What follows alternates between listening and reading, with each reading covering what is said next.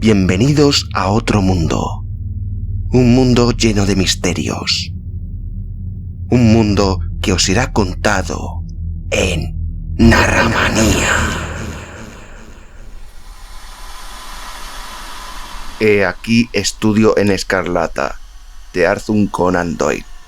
Narrado y montado por Jesús David. Segunda parte. El País de los Santos. Capítulo 3. John Ferrier habla con el profeta. Habían transcurrido 3 semanas desde que Jefferson Hope y sus camaradas se habían ausentado de Salt Lake City.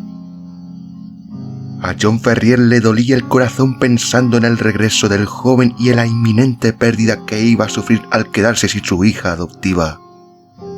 Pero la cara radiante y feliz de ésta servía para reconciliarle con aquel acontecimiento más de lo que hubiera podido conseguir cualquier otra razón.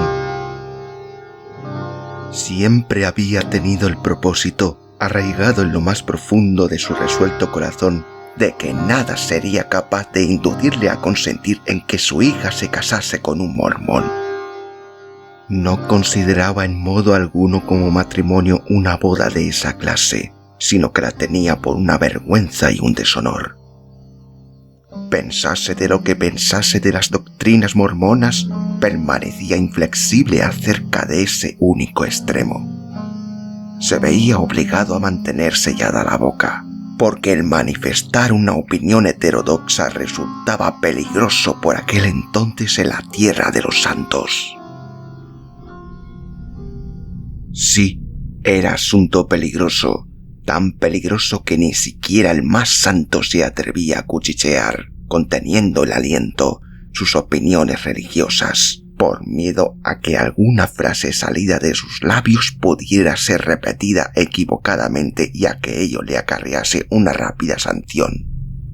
Los que ahora habían sido antaño víctimas de la persecución se habían convertido ahora en perseguidores por cuenta propia, y perseguidores de las más terribles características. Ni la Inquisición de Sevilla, ni la Westminster alemana, ni las sociedades secretas de Italia fueron capaces de poner en marcha una maquinaria más formidable que la que envolvió como una nube el estado de Utah. Su invisibilidad y el misterio en que se envolvía hicieron doblemente terrible a esta organización. Parecía ser omnisciente y omnipotente. Y, sin embargo, ni se la veía ni se la oía. Todo aquel que hablaba contra la Iglesia desaparecía, sin que nadie supiese a dónde había ido ni lo que había sido de él. La esposa y los hijos esperaban en su casa, pero ningún padre regresó jamás para informarlos de lo que le había ocurrido a manos de sus jueces secretos. La consecuencia de una frase impremeditada o de un acto precipitado era el aniquilamiento inmediato, pero nadie sabía de qué índole podía ser aquel poder que estaba suspendido sobre sus cabezas. Comprensible era que los hombres vivieran en terror perpetuo, sellada la boca y atada la lengua, lo mismo en poblado que en la más rigurosa de las soledades. Este poder vago y terrible se ejercía al principio tan solo contra los recalcitrantes que, habiendo abrazado la fe mormona, quería más tarde pervertirla o abandonarla. Pero muy pronto fue tomando mayor amplitud. Escaseaban las mujeres adultas y la poligamia resultaba una doctrina estéril cuando se carece de población femenina. Empezaron a circular extraños rumores de emigrantes asesinados y de campos entrados a saco en ciertas regiones en las que nunca se habían visto indios. Aparecían en los harenes de los ancianos mujeres nuevas, mujeres que languidecían y lloraban, y en cuyos rostros quedaban huellas de un horror inextinguible. Ciertos caminantes rezagados en las montañas hablaban de cuadrillas de hombres armados, enmascarados que se cruzaban con ellos de noche, subrepticia y calladamente. Estos relatos y rumores tomaron cuerpo y forma y fueron corroborados una y otra vez hasta que se concentraron en un nombre secreto, el de la cuadrilla de los Danitas o el de los Ángeles Vengadores, que siguen siendo hasta el día de hoy en los ranchos aislados del oeste un nombre siniestro y de mal agüero. El mayor conocimiento de la organización que tan terribles efectos obraba tendió antes a magnificar que a disimular el espanto de las gentes. Imposible resultaba saber si una persona determinada pertenecía a los Ángeles Vengadores.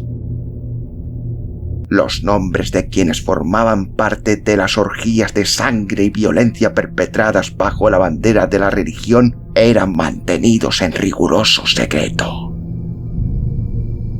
Quizá el amigo que durante el día había escuchado ciertas dudas referentes al profeta y su misión se contaba por las noches entre los asaltantes que acudían para dar cumplimiento al castigo y misericordia inmortal. De este modo, cada cual desconfiaba de su vecino, rescatando para sí sus más íntimos sentimientos. John Ferrier se hallaba una hermosa mañana a punto de salir para sus trigales cuando oyó el ruido de la puerta exterior que se abría. Miró por la ventana y vio que venía hacia la casa por el sendero un hombre grueso, de cabello rubio y de mediana edad. Se le subió el corazón a la garganta, porque no era otro que el gran Brigham Young en persona. Lleno de sobresalto, porque no ignoraba que semejante visita no le presagiaba nada bueno, corrió Ferrier a la puerta para recibir al jefe de los mormones. Sin embargo, este último acogió fríamente sus saludos y fue tras él con expresión severa, entrando en el cuarto de estar. «Hermano Ferrier», dijo, tomando una silla y mirando al granjero fijamente al socaire de sus blondas pestañas. «Los verdaderos creyentes hemos sido buenos amigos para ti. Te acogimos cuando te morías de hambre en el desierto. Partimos contigo nuestro alimento. Te condujimos sano y salvo hasta el Valle de los Elegidos. Te hicimos entrega de una magnífica extensión de tierra y dejamos que te enriquecieses bajo nuestra protección. ¿Es o no es así?» «Así es», contestó Ferrier. «Solo una cosa te pedimos en pago de todo esto: que abraces nuestra verdadera fe y que te acomodases en todo a nuestras normas.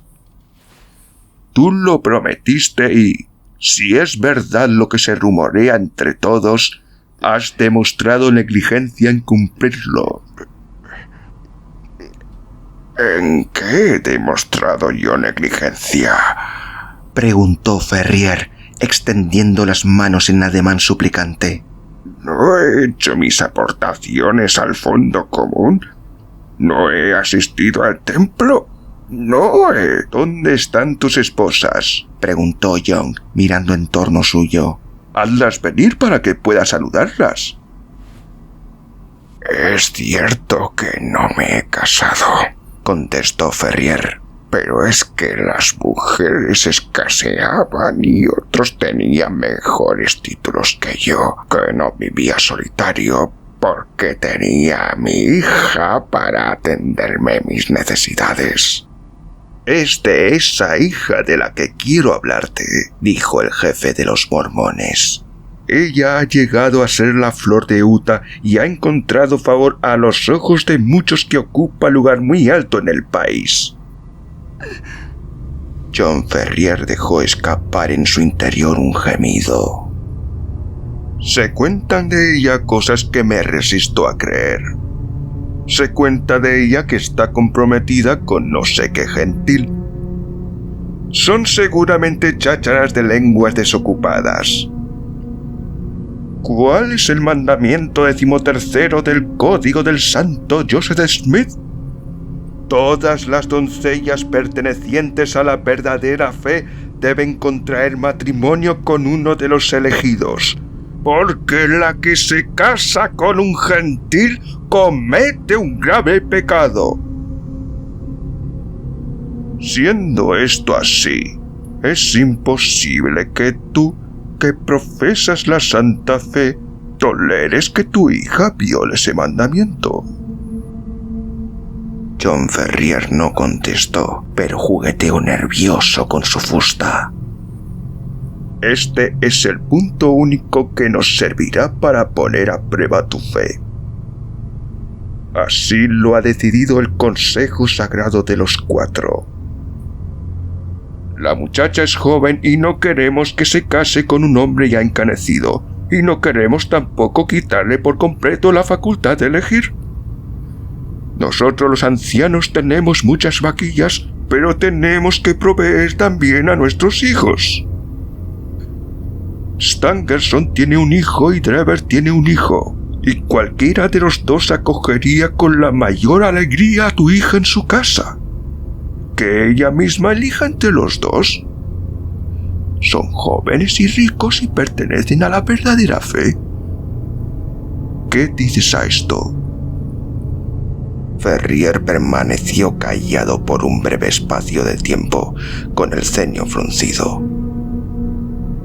Por fin dijo: «Concédenos tiempo. Mi hija es muy joven. Apenas si ha entrado en la edad del matrimonio». «Dispondrá de un mes para elegir», dijo John, levantándose de su asiento. «Al finalizar ese plazo tendrá que darnos su contestación». Estaba ya cruzando el umbral cuando se volvió con el rostro encendido y los ojos centelleantes para decir con voz tonante: «Sería mejor para vosotros, John Ferrier, que tú y ella yacieseis como esqueletos blanqueados en lo alto de la Sierra Blanca antes que oponer vuestras débiles voluntades a las órdenes de los Cuatro Santos». Se alejó de la puerta con un ademán amenazador y Ferrier oyó el ruido de sus fuertes pisadas alejándose por el camino de gravilla. Aún seguía Ferrier sentado, con los codos en las rodillas, meditando en la manera que tendría de exponer el asunto a su hija, cuando sintió que una mano suave se apoyaba en la suya y al alzar la vista la vio, en pie, a su lado. Le bastó una mirada al rostro pálido y asustado de la joven para comprender que ella había escuchado la conversación. «No lo pude evitar», dijo, contestando a su mirada. «Su voz resonaba por toda la casa. ¡Padre! ¡Padre! ¿Qué vamos a hacer?» «No te asustes», contestó él, atrayéndola hacia sí, acariciando con su mano ancha y áspera sus castaños cabellos. «De una manera u otra lo arreglaremos. No disminuye tu cariño por ese mozo, ¿verdad?» Un sollozo y un estrujón de mano fueron la única respuesta que ella le dio. «No, claro que no. No me gustaría que me dijeses que había disminuido. Es un mozo bien parecido y es un cristiano, lo cual es bastante más de lo que son estas gentes de aquí, a pesar de tanto rezar y predicar. Mañana sale una expedición para Nevada y yo me las arreglaré para enviarle un mensaje explicándole el conflicto en que estamos metidos. O yo no conozco a ese mozo, o regresará a una velocidad que dejará pequeña a la del telégrafo eléctrico». Lucy se echó a reír por entre sus lágrimas al escuchar aquella descripción de su padre. «Cuando él llegue nos aconsejará lo que mejor se pueda hacer. Es por usted por quien yo tengo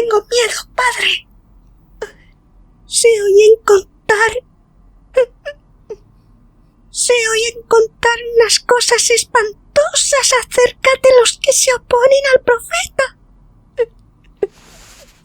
Siempre les ocurre algo terrible.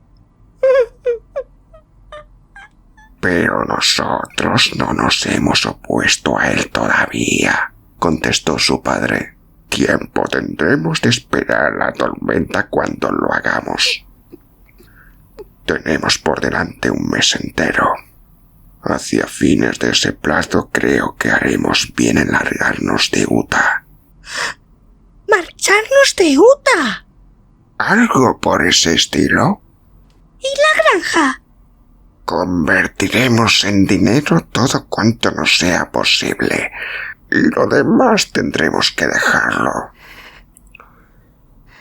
Sí, he de decirte la verdad, Lucy. No es esta la primera vez que se me ha ocurrido hacerlo.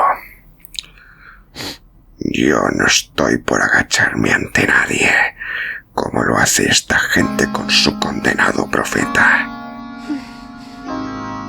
Yo he nacido norteamericano y libre, y todo esto me resulta nuevo. Probablemente soy demasiado viejo para aprender. Si ese hombre anda ramoneando por los alrededores de esta granja, quizá tropiece con un escopetazo de postas que caminan en sentido contrario. Pero no nos dejarán marchar, le objetó su hija. Espera que venga Jefferson y pronto lo arreglaremos. Entretanto, no te preocupes, cariño, y no dejes que se te irriten los ojos de llorar, porque si él te ve así la tomaría contigo. No hay ningún motivo para asustarse y tampoco existe peligro alguno.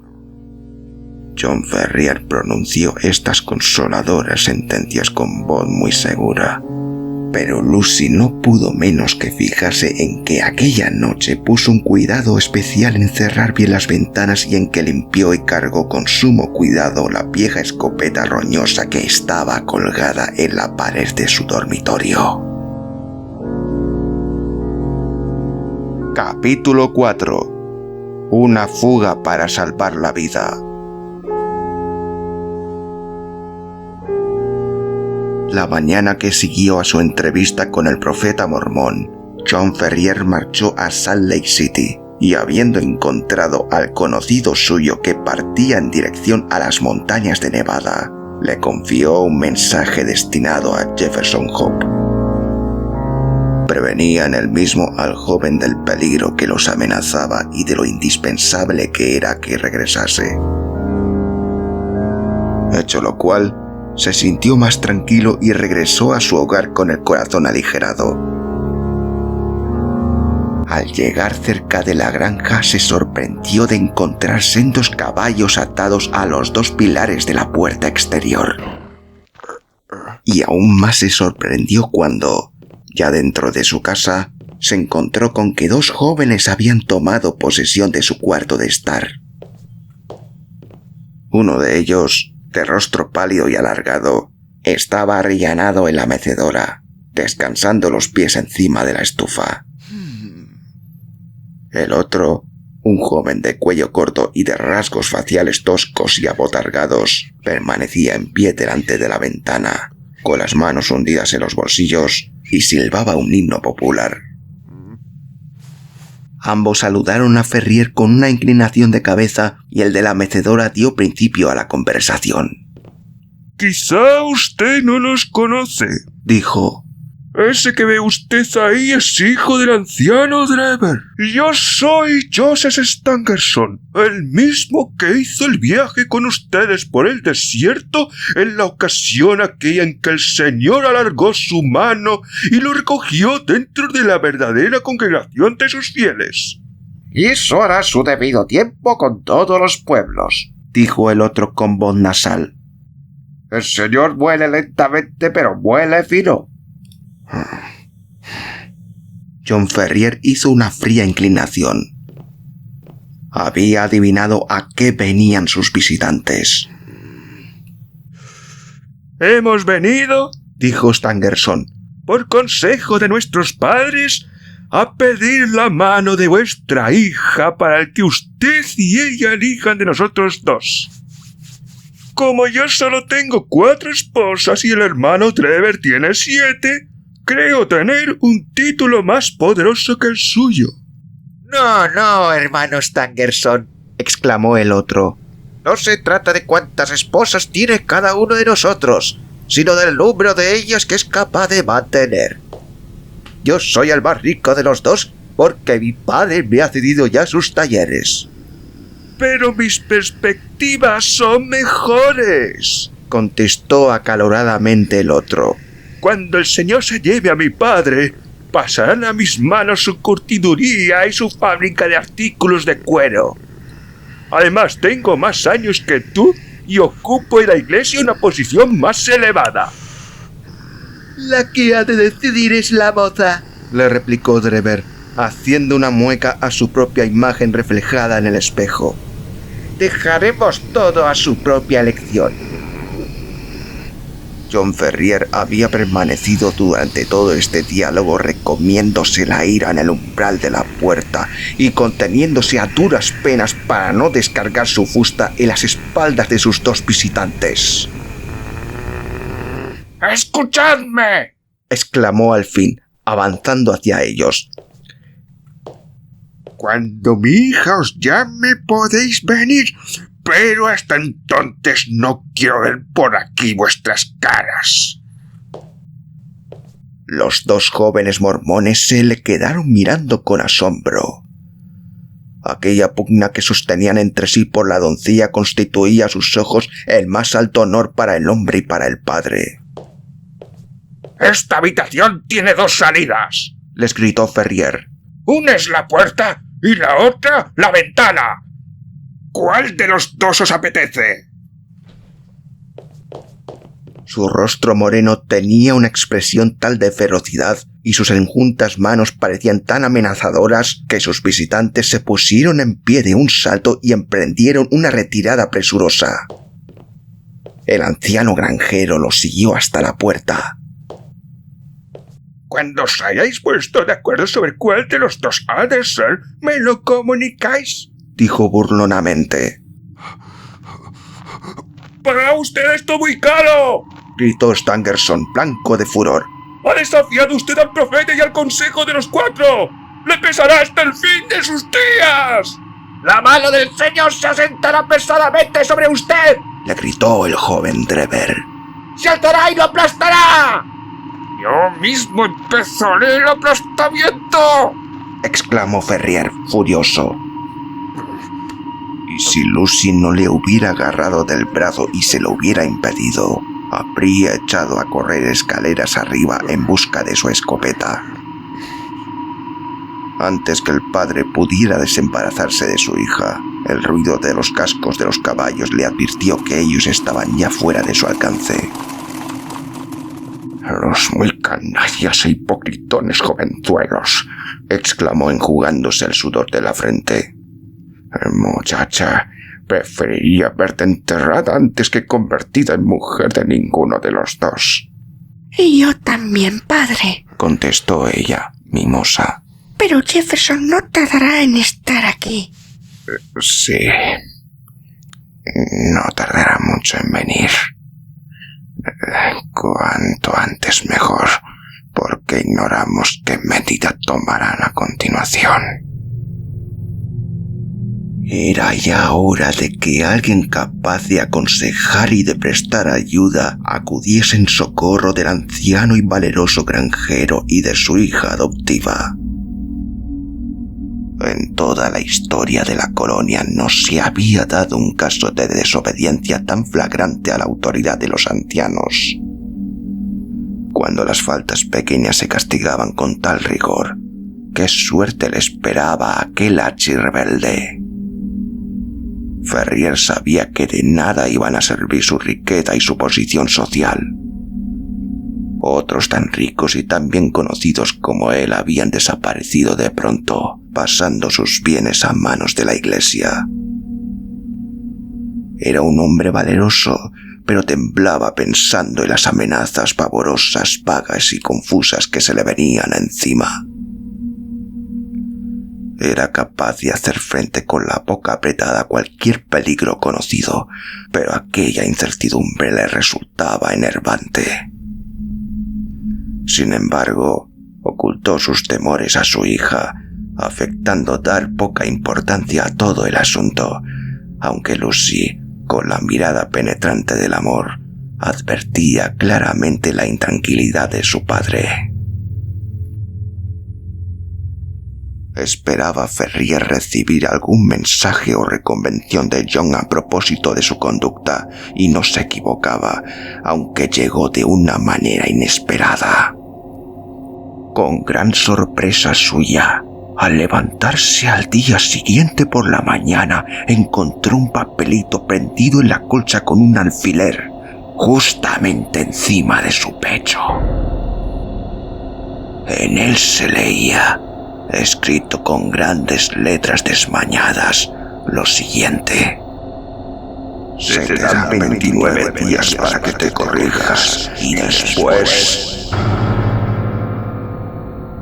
Los puntos suspensivos inspiraban mayor miedo que cualquier amenaza.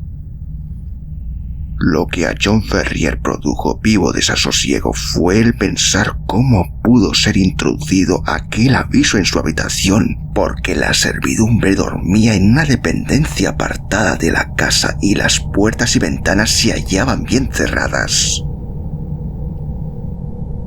Arrugó en su mano el papel y nada dijo a su hija, pero aquel incidente le heló el corazón. Estaba claro que los 29 días eran lo que restaban del mes que John le habría prometido. ¿De qué servían la fortaleza y el valor contra un enemigo armado de poderes tan misteriosos? La misma mano que había prendido el alfiler habría podido atravesarle el corazón y él no hubiera sabido nunca quién lo había matado. Mayor aún fue su sobresalto a la mañana siguiente. Se hallaban sentados desayunándose, cuando de pronto Lucy dio un grito de sorpresa y señaló hacia arriba. En el centro del techo, garrapateando quizá con un palo quemado, se veía el número 28. Aquello resultaba ininteligible para su hija, que no le encontró ningún sentido. Aquella noche, Ferrier permaneció levantado e hizo ronda y guardia, armado de su escopeta. Nada vio ni oyó, pero por la mañana encontró pintado en la parte exterior de la puerta de la casa un gran número 27. De esa manera fueron pasando los días, y con la misma seguridad con que llegaba a las mañanas, descubría Ferrier que sus invisibles enemigos habían hecho su anotación marcando en algún sitio visible el número de días que aún le quedaban del mes de gracia. Unas veces, los números fatídicos aparecían en las paredes, otras en los suelos, y de cuando en cuando en pequeños rótulos pegados en la puerta del jardín o en la verja. A pesar de toda su vigilancia, John Ferrier no llegaba a descubrir de qué manera le llegaban aquellas advertencias. Al descubrirlas se apoderaba de él un espanto que llegaba casi a ser supersticioso. Llegó a estar ojeroso y desasosegado, tomando sus ojos la expresión de azaramiento de un animal acosado. Ya no tenía en la vida sino una sola esperanza, y esta era la de que llegase el joven cazador de Nevada. El número 20 se había hecho 15, y el 15, 10, y aún no había noticias del ausente. Uno tras otro, los números iban achicándose y aún no había señales de aquel. Cada vez que se oía en la carretera el pataleo del caballo de un jinete, o cada vez que un carretero gritaba su tiro, el anciano granjero corría a la puerta exterior pensando que al fin le llegaba el socorro. Pero cuando vio que el 5 se convertía en 4 y el 4 en 3, perdió todos los ánimos y perdió toda esperanza de salvación. Abandonado a sí mismo y con escaso conocimiento de las montañas que rodeaban la colina, tenía la certidumbre de su impotencia. Los caminos más frecuentados se hallaban sometidos a estricta guardia y vigilancia, y nadie podía circular por ellos sin orden expresa del consejo. A donde quiera que se volviese, no veía modo de esquivar el golpe que le amenazaba.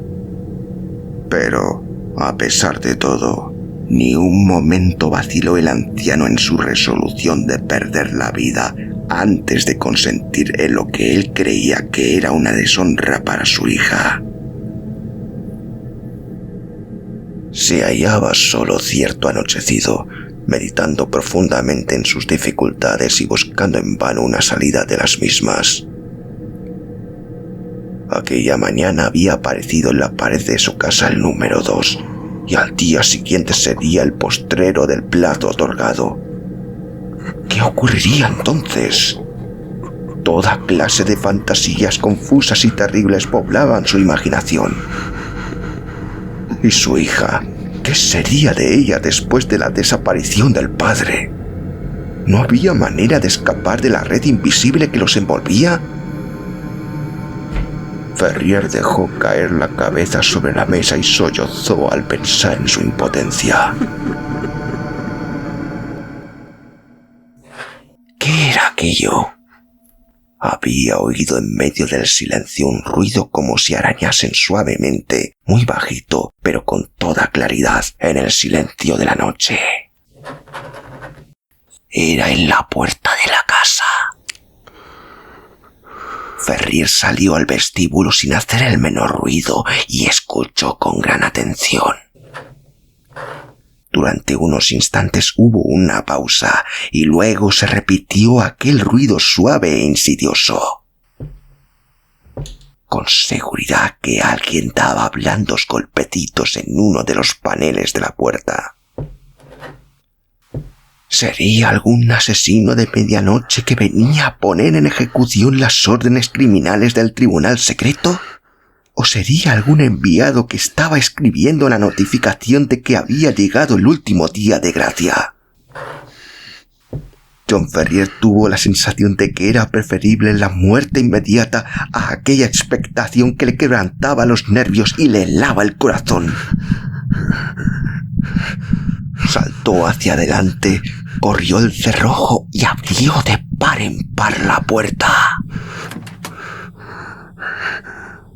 Todo era calma y silencio en el exterior.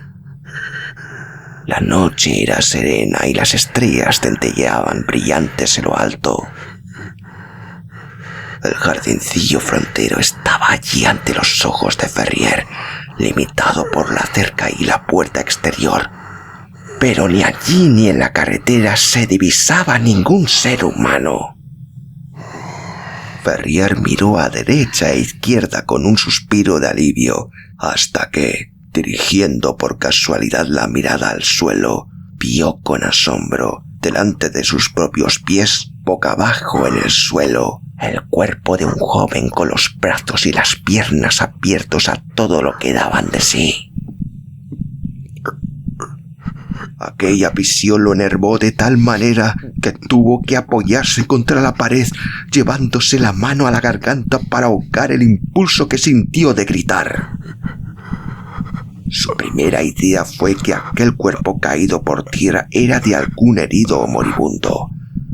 Pero mientras estaba mirándolo, observó que avanzaba reptando y que se metía en el vestíbulo con la rapidez silenciosa de una serpiente. Una vez dentro de la casa, el hombre se puso en pie de un salto, cerró la puerta y descubrió ante el asombrado granjero la cara valerosa y la expresión resuelta de Jefferson Hope. ¡Santo Dios! Jadeó John Ferrier. ¡Qué susto me has dado! ¿Qué es lo que te obligó a venir de esa manera? «Deme de comer», contestó el otro con voz áspera. «Llevo 48 horas sin tiempo para comer un bocado o tomar una sopa». Se arrojó sobre la carne fría y el pan, restos de la cena del dueño de la casa, que aún quedaban encima de la mesa, y se los comió vorazmente. Una vez que sació su hambre, preguntó: «¿Lo resiste bien Lucy?» «Sí. Ella no está enterada del peligro», contestó su padre. «Tanto mejor. La casa está vigilada por todas partes. De ahí que me arrastrara hasta ella. Son gente endiabladamente lista, pero no lo bastante para apoderarse de un cazador Washoe». Una vez que se convenció de que ya contaba con un colaborador abnegado, John Ferrier se sintió otro hombre. Agarró la mano curtida del joven y la estrechó cordialmente, diciéndole: «Eres un hombre de quien se puede estar orgulloso. No son muchos los que habrían sido capaces de venir a compartir nuestro peligro y nuestras dificultades». «Ha dado usted de medio en medio en el blanco, por vida mía», le contestó el joven cazador. «Siento respeto por usted, pero si se encontrase solo y metido en este asunto, lo pensaría 2 veces antes de introducir mi cabeza en semejante nido de avispas. Es Lucy la que me trae aquí, y creo que antes que ella sufra daño alguno, habrá en Utah un joven menos». «¿Qué es lo que debemos hacer?» «Mañana es vuestro último día y están perdidos como no se actúe esta misma noche. Tengo una mula y 2 caballos esperándonos en la cabaña del Águila. ¿De qué dinero dispone usted?» «De $2,000 en oro y 5,000 en billetes». «Eso bastará. Yo cuento con otro tanto para agregar a esa suma. Tenemos que ponernos en camino para Carson City cruzando por las montañas. Lo mejor es que despierte usted a Lucy. Es una suerte que los criados no duerman en la casa». Mientras Ferrier estuvo ausente, preparando a su hija para el viaje inmediato, Jefferson Hope recogió todos los comestibles que halló a mano, haciendo con ellos un bulto pequeño, y llenó de agua un cántaro de barro, sabiendo por experiencia que los pozos son escasos en la montaña y muy distantes unos de otros. Tuvo apenas tiempo de completar sus preparativos antes que el granjero volviese con su hija, ya vestida y dispuesta para la marcha. Los enamorados cambiaron entre sí saludos calurosos, pero breves, porque los minutos eran preciosos y mucho lo que quedaba por hacer. «Es preciso que nos pongamos en marcha inmediatamente», dijo Jefferson Hope, hablando en voz baja pero resuelta, como quien tiene conciencia de la gravedad del peligro y ha templado su corazón para hacerle frente. «Las entradas de la parte de delante y de la parte de atrás se hallan vigiladas. Pero si obramos con cautela, podemos salir por la ventana lateral y avanzar a campo traviesa. Una vez en la carretera, estaremos a 2 millas de la cañada donde nos esperan los caballos. Pero cuando amanezca nos encontraremos a mitad de camino, en plena montaña». «¿Y si nos cortan el paso?», preguntó Ferrier. Hope dio unas palmadas en la empuñadura del revólver que sobresalía por la parte delantera de su zamarra.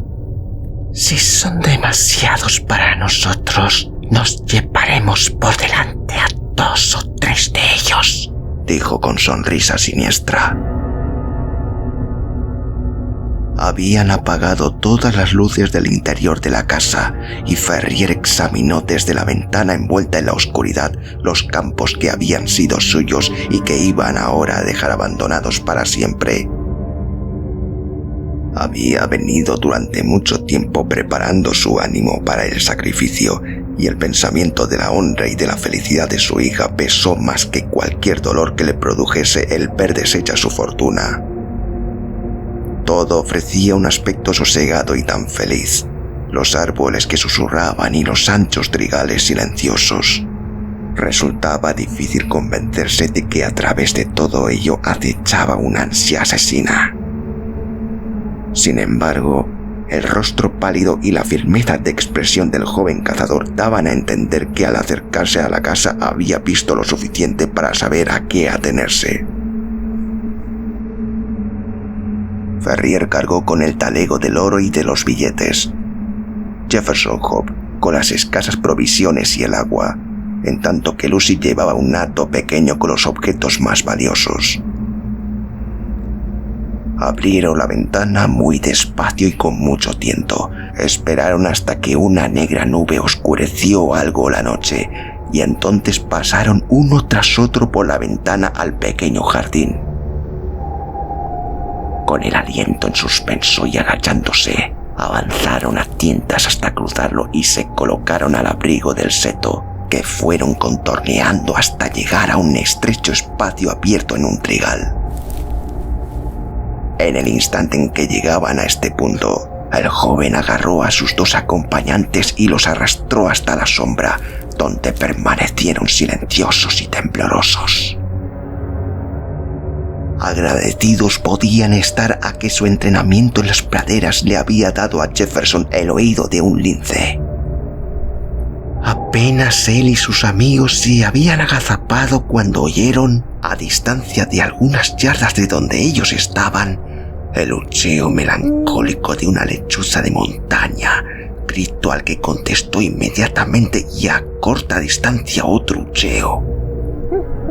Enseguida surgió una figura vaga y borrosa del espacio abierto en el trigal hacia donde ellos se dirigían, y esa sombra lanzó otra vez el grito quejumbroso que servía de señal y que hizo que saliese de la oscuridad un segundo individuo. «Mañana a medianoche», dijo el primero, que parecía ser el que mandaba, «cuando el chotacabras grite 3 veces». «Perfectamente», contestó el otro. «¿Debo decírselo al hermano Drever?» «Pásale la orden y que él se la pase a los demás. 9 a 7». «7 a 5», replicó el otro. Y las dos sombras se alejaron en diferentes direcciones. Era evidente que sus últimas palabras constituían una especie de seña y contraseña.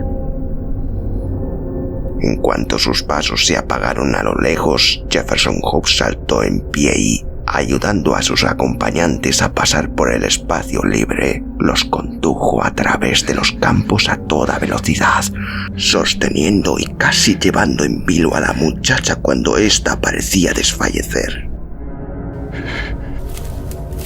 «¡Deprisa! ¡Deprisa!», jadeaba el joven de cuando en cuando. «Estamos cruzando la línea de centinelas y todo depende de nuestra velocidad. ¡Deprisa!». Una vez en la carretera, avanzaron rápidamente. Tan solo tropezaron con una persona y se las compusieron para deslizarse hasta un campo, evitando así el ser reconocidos. Antes de alcanzar la población, el cazador se metió por un sendero estrecho y escarpado que conducía hacia las montañas. En medio de la oscuridad aparecieron por encima de ellos 2 picachos negros y mellados.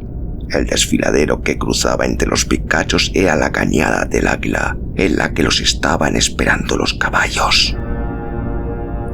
Jefferson Hope, guiado por un instinto certero, fueron siguiendo su camino por entre los grandes peñascos y a lo largo de lechos secos de ríos, hasta que llegó a un apartado rincón, oculto a la vista por rocas, donde los fieles animales habían quedado sujetos a estacas. Montaron en una mula a la muchacha y al viejo Ferrier en uno de los caballos con su talego de dinero, y Jefferson fue guiando al otro por un sendero escarpado y peligroso. Para quien no estuviera acostumbrado a enfrentarse con la naturaleza en sus más salvajes humores, aquel camino era desconcertante. A un lado se erguía un enorme espolón de piedra de más de 1000 pies de altura, negro, ceñudo y amenazador, con elevadas columnas de basalto sobre su arrugada superficie, como costillas de algún monstruo petrificado. A la otra mano, un caos salvaje de peñascales y de debris hacían imposible todo avance. Entre lo uno y lo otro se alargaba el sendero irregular, tan angosto en algunos lugares que se veían obligados a caminar en fila india, y tan escabroso que solo unos jinetes entrenados podían cruzarlo. Sin embargo, a pesar de todos los peligros y dificultades, los corazones de los fugitivos latían alegremente, porque cada paso que daban aumentaba la distancia que los separaba del terrible despotismo de que venían huyendo. Sin embargo, pronto tuvieron una prueba de que se hallaban todavía dentro de la jurisdicción de los santos. Habían llegado a la zona más salvaje y más desolada de aquel paso cuando la muchacha dejó escapar un grito sobresaltado y señaló con el dedo hacia arriba. Encima de una roca que dominaba el camino, destacándose como una sombra bien definida sobre el fondo del firmamento, estaba un centinela solitario. Los vio tan como ellos a él, y su grito familiar de «¿Quién vive?», resonó en la cañada silenciosa. «¡Viajeros que marchan a Nevada!», dijo Jefferson Hope, con la mano en el rifle que colgaba de su montura. Vieron cómo el vigilante solitario ponía el dedo en el gatillo de su fusil y los miraba desde lo alto como si no le satisfaciese su contestación. ¿Con qué permiso?, preguntó. «Con el de los 4 santos», contestó Ferrier. Su experiencia le había enseñado que era aquella la más alta autoridad a la que podían hacer referencia. 9-7, gritó el centinela. 7-5, contestó Jefferson Hope rápidamente, recordando la contraseña que había oído en el jardín. ¡Adelante! ¡Y que el Señor os acompañe!, dijo la voz desde lo alto. A partir de aquel puesto, el sendero se ensanchó y los caballos pudieron ponerse al trote. Al volverse a mirar hacia atrás, vieron el solitario vigilante apoyado en su fusil y comprendieron que habían dejado atrás el puesto avanzado del pueblo elegido y que tenían por delante de ellos la libertad. Continuará.